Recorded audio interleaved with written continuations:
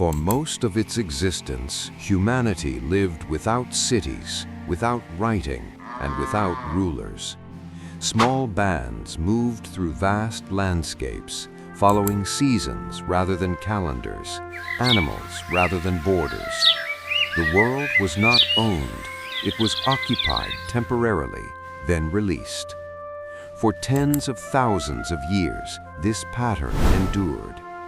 Human populations remained sparse, social structures were flexible, power dissolved as easily as it formed. Survival depended not on accumulation, but on adaptation. Then, around 12,000 years ago, a quiet but irreversible shift began. Not a conquest, not a sudden invention, a change in how humans related to land, food, and time itself. This was the beginning of civilization. At the end of the last ice age, the Earth entered a new climatic phase known as the Holocene. Temperatures stabilized, seasonal rhythms became more predictable, glaciers retreated, and forests expanded. In a broad arc stretching from the eastern Mediterranean through Mesopotamia, later called the Fertile Crescent, these changes created a rare condition: sustained ecological abundance. Wild stands of wheat and barley grew densely across the landscape. Herd animals followed reliable migration routes. For the first time, food was not only available, it was concentrated. This abundance altered the basic logic of survival. Energy gained from food began to exceed the energy spent acquiring it. Mobility, once essential, became optional. Human communities began to linger. Camps returned to the same locations year after year. Temporary shelters grew heavier and more permanent. Stone foundations replaced brush and hide. Around 12,000 years ago, people began intervening in nature in small but deliberate ways. Seeds were selected, animals were managed, landscapes were subtly reshaped. This was not agriculture as an ideology, it was agriculture as a response. The Neolithic Revolution was not driven by foresight or ambition. It emerged from pressure, population growth, environmental opportunity, and the narrowing margin between abundance and scarcity. With domestication came permanence, and with permanence came consequences. Permanent settlements appeared across the Near East, places like Jericho, enclosed by one of the earliest known stone walls, and Çatalhöyük, a dense cluster of mud brick homes entered through rooftops rather than streets. These were not yet cities, but they marked a profound departure from the past. In these villages, humans stopped moving away from problems. They stayed. Population density increased, birth intervals shortened, children survived in greater numbers. Villages expanded beyond the capacity of surrounding wild resources. The land, once a shared space, became a fixed dependency. Agriculture produced more calories per unit of land than foraging ever could, but it did so at a cost. Diets narrowed, physical labor intensified. Skeletal remains showed declining average height, joint degeneration, and nutritional stress. Yet, despite declining individual health, populations grew. Surplus sustained numbers, not well-being.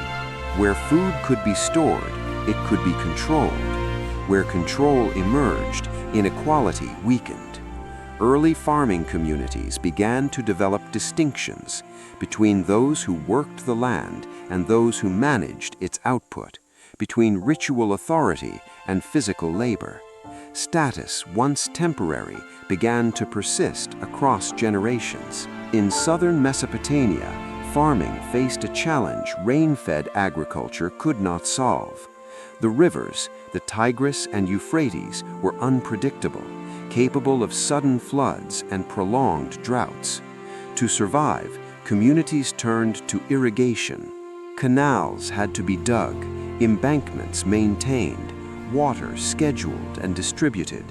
This work required coordination beyond the household. Authority centralized around those who could organize labor and manage water. Temples emerged not only as religious centers, but as economic institutions. They controlled land, storage, and redistribution. Faith and administration merged. The landscape itself became engineered. As villages expanded into urban centers, human memory reached its limits. The complexity of production, storage, and labor exceeded what oral systems could manage.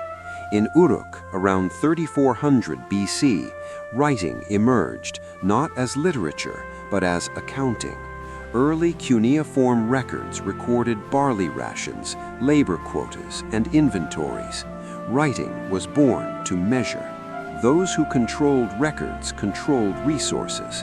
Administration became power. The city acquired memory beyond the human mind, and with it, permanence. By around 2900 BC, Mesopotamia had become a landscape of competing city-states, Ur, Uruk, Lagash, each surrounded by walls, each dependent on surplus, each vulnerable. Conflict over land and water hardened into organized warfare. Kings replaced priestly dominance. Protection became a transaction. Security in exchange for labor, loyalty, and taxes. Violence scaled. Captives were no longer liabilities, they became labor. Warfare reorganized society around territory, storage, and control. Inequality, once episodic, became structural. Across the ancient world, similar patterns emerged independently. Different crops, different environments, the same pressures.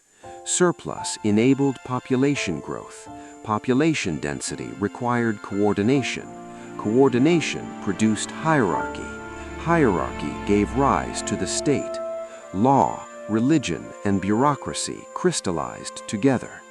By around 2300 BC, under Sargon of Akkad, multiple cities were unified under a single authority. The first empire had formed. Power had learned to scale.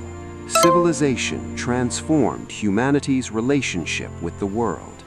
It enabled monumental architecture, preserved knowledge across generations, and organized vast populations. But it also enclosed nature. It embedded life within systems that demanded permanence, obedience, and labor. The freedom of movement gave way to stability. Stability gave way to control. The world we inhabit today still rests on these foundations, laid thousands of years ago when humans first chose to stay. Civilization did not replace nature, it reorganized it, and in doing so, it reshaped us.